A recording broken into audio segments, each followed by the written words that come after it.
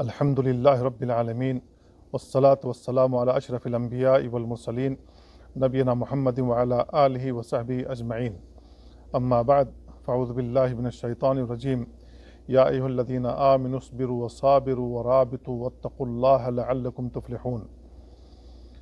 برادران اسلام اور عزیز بھائیوں، آج کے درس میں ان لوگوں کے تعلق سے بیان کیا جائے گا جو مسجدوں میں بیٹھ کر ایک نماز کے بعد دوسری نماز کا انتظار کرتے ہیں۔ اللہ کے نبی صلی اللہ علیہ وسلم نے ایسے لوگوں کے سلسلے میں بڑی فضیلت بیان کر رکھی ہے۔ ہمیں ان فضیلتوں کو جاننا چاہیے تاکہ ہم وہ فضیلت حاصل کرنے کے لیے تیار رہیں اور یہ عمل ہمیں آمادہ کرے کہ ہم مسجدوں کا رخ کریں اور اس میں اللہ رب العالمین کی عبادت بجا لائیں اور ایک نماز کے بعد دوسری نماز کا انتظار کرتے رہیں، چاہے مسجد میں بیٹھ کر یا مسجد سے نکلنے کے بعد اپنے گھروں میں آ کر کام کاج میں مشغول ہونے کے باوجود ہمارا دل مسجدوں کے ساتھ معلق رہے۔ اس سلسلے میں نبی کریم صلی اللہ علیہ وسلم کی کئی احادیث آتی ہیں۔ ان میں سے پہلی حدیث ابو ہریرہ رضی اللہ تعالیٰ عنہ سے مروی ہے۔ اللہ کے نبی صلی اللہ علیہ وسلم نے فرمایا، لا یزال احدکم فی صلاۃ ما دامت الصلاۃ تحبسہ، تم میں کا ہر شخص نماز کی حالت میں ہوتا ہے جب تک نماز نے اس کو روک رکھا ہوتا ہے۔ والملائکۃ تقول، اور فرشتے کہتے ہیں اللہم اغفر لہ اللہم ارحمہ، اللہ تعالیٰ اس کو معاف کر دے، اس کو بخش دے اور اس کے اوپر رحم فرما۔ ما لم یقم من مصلاہ او یحدث، یہ اس وقت تک فرشتے دعا کرتے رہتے ہیں جب تک کہ وہ اپنے نماز پڑھنے کی جگہ سے نہ اٹھ جائے، نہ چلا جائے یا اس کا وضو نہ ٹوٹ جائے۔ اس کو امام بخاری اور امام مسلم نے روایت کیا ہے، اور صحیح مسلم کے الفاظ یہ ہیں، لا یزال العبد فی صلاۃ ما کان فی مصلاہ ینتظر الصلاۃ، بندہ برابر نماز کی حالت میں ہوتا ہے جب تک کہ وہ اپنے نماز کی جگہ میں بیٹھا رہتا ہے اور دوسری نماز کا انتظار کرتا ہے۔ والملائکۃ تقول، اور فرشتے کہتے ہیں اللہم اغفر لہ اللہم ارحمہ، اللہ تعالیٰ تو اس کو بخش دے، اللہ تعالیٰ تو اس کے اوپر رحم فرما، حتیٰ ینصرف، یہاں تک کہ وہ واپس ہو جائے، او یحدث، یا اس کا وضو ٹوٹ جائے۔ قیل وما یحدث، سوال کیا گیا کہ حدث کیا ہے، یحدث سے کیا مراد ہے؟ تو آپ نے بیان فرمایا، یفسو او یضرت، چاہے دھیمے سے اس کی ہوا خارج ہو جائے یا زور سے ہوا خارج ہو جائے، مطلب یہ ہے کہ وضو ٹوٹ جائے۔ تو جب تک بندے کا وضو باقی رہتا ہے اور وہ اپنے نماز پڑھنے کی جگہ میں بیٹھا رہتا ہے، فرشتے اس کے لیے دعا کرتے رہتے ہیں۔ فرشتے وہ مخلوق ہیں جو ہمیشہ اللہ رب العالمین کی عبادت میں لگے رہتے ہیں، اللہ رب العالمین کی نافرمانی نہیں کرتے۔ لا یعصون اللہ ما امرہم ویفعلون ما یؤمرون، اللہ کی نافرمانی نہیں کرتے، جو بھی اللہ رب العالمین انہیں حکم دیتا ہے وہ اس کو بجا لاتے ہیں، وہ اس کو کر ڈالتے ہیں۔ اللہ رب العالمین نے ان کو اتنی قدرت دے رکھی ہے، تو ایک ایسی مخلوق جو اللہ کی نافرمان نہ ہو، وہ ہمارے لیے دعا کرے، کیا اس کی دعا ہمارے حق میں قبول نہیں ہوگی؟ یقیناً ان کی دعائیں ہمارے حق میں قبول ہوں گی۔ تو میرے بھائیوں، کس فعل پر؟ جب ہم اپنی نماز کی جگہ میں بیٹھے رہتے ہیں اور ہم باوضو ہو کر بیٹھے رہتے ہیں اور ایک نماز کا انتظار کرتے رہتے ہیں، تو ایسی صورت میں یہ فرشتے ہمارے لیے دعائیں کرتے رہتے ہیں۔ ایک حدیث جابر رضی اللہ تعالیٰ عنہ سے مروی ہے، اللہ کے نبی صلی اللہ علیہ وسلم نے فرمایا، الا ادلکم علی ما یمحو اللہ بہ الخطایا ویکفر بہ الذنوب، کیا میں تم لوگوں کو ایک ایسا عمل نہ بتلا دوں جس کے ذریعے اللہ تمہاری خطاؤں کو مٹا دے اور تمہارے گناہوں کا کفارہ بنا دے؟ قالوا بلا یا رسول اللہ، صحابہ کرام نے کہا کیوں نہیں اللہ کے نبی، ضرور بتلائیے۔ آپ نے بیان فرمایا، اسباغ الوضوء علی المکروہات، ناپسندیدگی کے باوجود اچھے طریقے سے وضو کرنا۔ گرمی کا موسم چل رہا ہے، پانی کی ٹنکی اوپر موجود ہے اور اوپر سے جو پانی آ رہا ہے وہ کھولتا ہوا آ رہا ہے، ایسا محسوس ہوتا ہے جیسے ہم نے کھولتے ہوئے پانی میں ہاتھ ڈال دیا ہو۔ تو ناپسندیدگی کے باوجود ہم اچھے طریقے سے وضو کرتے ہیں، تو ایسی صورت میں یہ فضیلت ہم کو حاصل ہوتی ہے۔ اسی طریقے سے جب سردی کا موسم آتا ہے، پانی کی ٹنکیاں ہمارے چھتوں کے اوپر ہوتی ہیں، انتہائی سرد پانی رہتا ہے، ٹھنڈا پانی رہتا ہے، اس کو ہاتھ لگانے کا جی نہیں چاہتا۔ اس کے باوجود اگر ہم اچھے طریقے سے وضو کرتے ہیں تو ایسی صورت میں یہ فضیلت ہم کو حاصل ہوتی ہے۔ اللہ کے نبی صلی اللہ علیہ وسلم نے آگے بیان فرمایا وَكَثْرَةُ الْخُطَىٰ إِلَى الْمَسَاجِدِ، اور مسجد جاتے ہوئے زیادہ قدموں کا پڑھنا، وَانْتِظَارُ الصَّلَاةِ بَعْدَ الصَّلَاةِ، اور ایک نماز کے بعد دوسری نماز کا انتظار کرنا۔ تو اس کے ذریعے اللہ رب العالمین گناہیں مٹاتا ہے، ہمارے گناہوں کے لیے کفارہ بنا دیتا ہے۔ ایک قدم جب ہم مسجد جاتے ہوئے اٹھاتے ہیں تو ایک کے بدلے میں ہمارے گناہیں مٹتی ہیں، اور دوسرے قدم کے بدلے میں ہمارے درجات بلند ہوتے ہیں۔ یہ بھی رسول اللہ صلی اللہ علیہ وسلم نے بیان فرمایا ہے۔ تو کیا ہم بلندی درجات نہیں چاہتے آخرت کے اندر؟ دنیا میں ہر انسان بلندی درجات چاہتا ہے، وہ چاہتا ہے وہ 100% اس کو مارک حاصل ہو جائے۔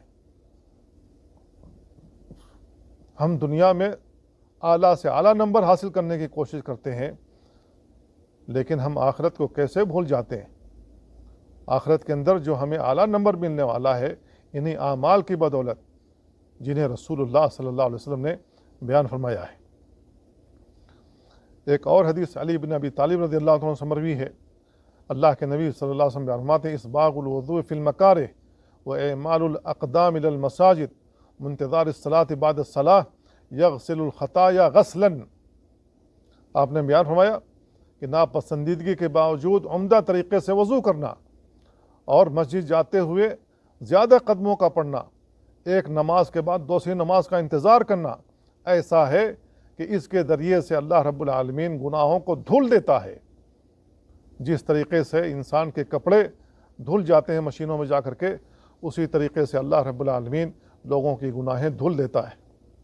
نبی کریم صلی اللہ علیہ وسلم بیان فرماتے ہیں کہ جب بندہ وضو کرتا ہے، اپنا ہاتھ دھلتا ہے، تو ہاتھ سے کیے ہوئے گناہ جھڑ جاتے ہیں پانی کے آخری قطرے کے ساتھ۔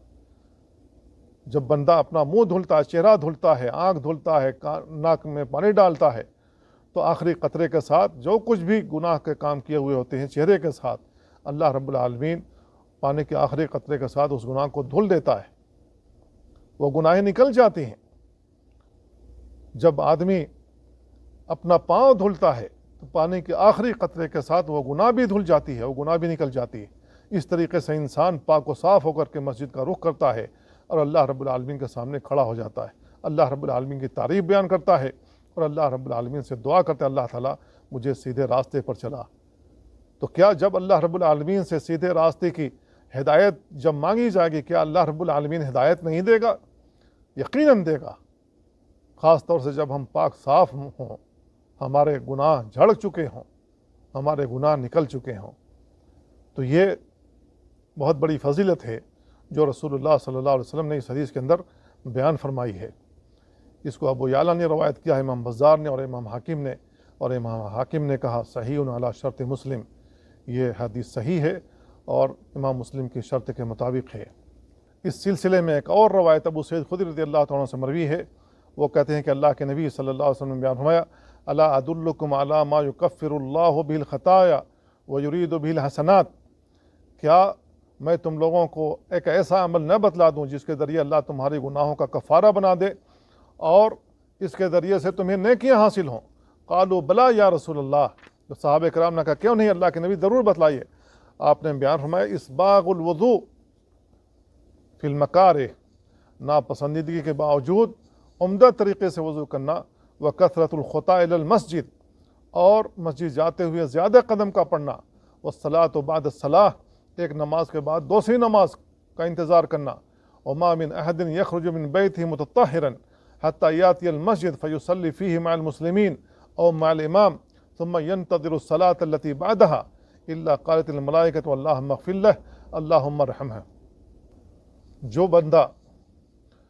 جو بندہ اپنے گھر سے باوضو ہو کر نکلتا ہے یہاں تک کہ وہ مسجد پہنچتا ہے اور اس میں مسلمانوں کے ساتھ یا امام کے ساتھ نماز پڑھتا ہے، اور نماز پڑھنے کے بعد ایک نماز کے بعد دوسری نماز کا انتظار کرتا ہے تو فرشتے کہتے ہیں اللہ تعالیٰ تو اس کو بخش دے، اللہ تعالیٰ تو اس کے اوپر رحم فرما۔ اور اس کو امام ابن ماجہ نے، ابن خزیمہ نے، ابن حبان نے روایت کیا ہے، اور یہ صحیح ابن حبان کے الفاظ ہیں۔ اس تعلق سے انس بن مالک رضی اللہ تعالیٰ عنہ کی ایک روایت آتی ہے ان هذه الآية تتجافى جنوبهم عن المضاجع نزلت في انتظار الصلاة التي تدعى العتمة۔ انس بن مالک رضی اللہ عنہ بیان کرتے ہیں کہ یہ آیت کہ وہ لوگ اپنے پہلوؤں کو اپنے بستروں سے الگ رکھتے ہیں، اپنے خوابگاہوں سے الگ رکھتے ہیں، یہ نماز کے انتظار کرنے والوں کے سلسلے میں نازل ہوئی جو عشاء کی نماز کا انتظار کرتے رہتے ہیں۔ اس کو امام ترمذی نے روایت کیا ہے، اور انہوں نے کہا ھذا حدیث حسن صحیح، یہ حدیث حسن صحیح ہے۔ اور اس سلسلے میں ایک اور روایت ابن ماجہ کے اندر جید سند کے ساتھ مروی ہے، عبداللہ بن عمرو بن عاص رضی اللہ عنہما اس کے راوی ہیں، وہ کہتے ہیں صلینا مع رسول اللہ صلی اللہ علیہ وسلم مغرب، ہم نے رسول اللہ صلی اللہ علیہ وسلم کے ساتھ مغرب کی نماز پڑھی، فرجع من رجع، تو جو شخص واپس ہوا، فجاء رسول اللہ صلی اللہ علیہ وسلم مسرعا، اللہ کے نبی صلی اللہ علیہ وسلم تیزی کے ساتھ آئے، وقد حفظہ النفس، اللہ کے نبی صلی اللہ علیہ وسلم تیزی سے سانس لے رہے تھے، قد حسر عن رکبتیہ، اور آپ کا کپڑا، آپ کی لنگی آپ کے گھٹنوں تک آ چکی تھی۔ آپ نے بیان فرمایا ابشروا ھذا ربکم، مجھ سے بشارت لے لو یہ تمہارا رب ہے، قد فتح بابا من ابواب السماء، اس نے آسمان کے دروازے کو کھول دیا ہے، یباہی بکم الملائکہ، وہ تم پر فرشتوں کے ساتھ فخر کرتا ہے اور کہتا انظر الی عبادی، میرے بندوں کی جانب دیکھو، قد قضوا فریضہ، میرے عائد کردہ فریضے کو ادا کر لیا ہے، وہم ینتظرون اخری، وہ دوسری نماز کا انتظار کر رہے ہیں۔ اس حدیث کو امام نسائی نے بھی روایت کیا ہے، اور ابن حبان نے اپنی صحیح میں، اور امام طبرانی نے کتاب الدعا کے اندر روایت کیا ہے۔ تو اس کے اندر کتنی بڑی فضیلت ہے کہ رسول اللہ صلی اللہ علیہ وسلم تیزی سے چلتے ہوئے آئے، اتنی تیزی سے چل رہے تھے کہ آپ کی لنگی آپ کے گھٹنوں کے برابر آ رہی تھی، اور اللہ کے نبی صلی اللہ علیہ وسلم نے آ کر کے کہا کہ تم لوگ مجھ سے بشارت لے لو۔ کن لوگوں کو بشارت سنائی؟ جو مسجدوں میں بیٹھ کر نماز کا انتظار کرتے ہیں، ایک نماز پڑھنے کے بعد دوسری نماز کا انتظار میں رہتے ہیں، تو اللہ رب العالمین ان کے لیے آسمان کے دروازے کھول دیتا ہے۔ تو ایسے وقت میں جب آسمان کے دروازے کھلے ہوئے ہوں تو ہمیں نیک اعمال سر انجام دینے چاہیے تاکہ ہمارے نیک اعمال اللہ کی بارگاہ میں پہنچ جائیں۔ تو اللہ کے نبی صلی اللہ علیہ وسلم فضیلت کا کوئی ایسا وقت نہیں ہوتا تھا جس کو حاصل کرنے کے لیے اللہ کے نبی صلی اللہ علیہ وسلم کوشاں نہیں رہتے تھے، یا اللہ کے نبی صلی اللہ علیہ وسلم صحابہ کرام کو خبردار نہیں کر دیا کرتے تھے۔ اللہ کے نبی صلی اللہ علیہ وسلم صحابہ کو خبردار کر دیا کرتے تھے ہر اس عمل کا جس کے ذریعے سے وہ فضیلت کو حاصل کر سکتے ہوں۔ تو ہمیں بھی یہ فضیلت حاصل کرنا چاہیے جس کو رسول اللہ صلی اللہ علیہ وسلم نے بیان فرمایا ہے۔ اللہ تعالیٰ سے دعا ہے اللہ ہمیں ان باتوں کو سمجھنے اور ان پر عمل کرنے کی توفیق عطا فرمائے۔ وصلی اللہ وسلم علی نبینا محمد وعلی آلہ وصحبہ اجمعین۔ والسلام علیکم ورحمۃ اللہ وبرکاتہ۔